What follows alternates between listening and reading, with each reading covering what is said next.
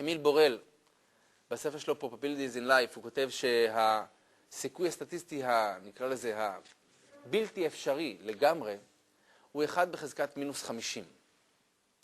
מספר של 1 עם 50 אפסים, לא 8 אפסים של 100 מיליון, אלא 1 עם 50 אפסים, הוא בלתי אפשרי. זאת אומרת, דבר כזה, סיכוי שהוא לעולם לא יתרחש.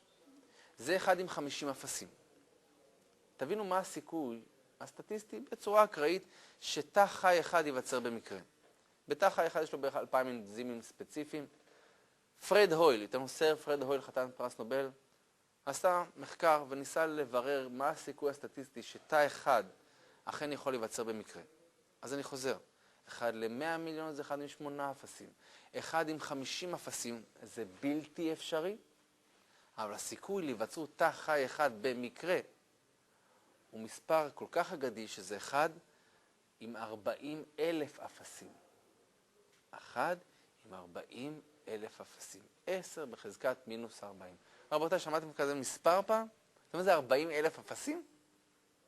אם כל אחד היה כדור, הייתי יכול למלא פה שטח אדיר. 1 עם 40,000 אפסים. ש1 עם 50 אפסים זה כבר בלתי אפשרי. זה תא חי אחד. איך נוצר אדם? איך נוצר מוח של האדם? איך נוצר לב? איך נוצרו רגשות? מה הולך פה?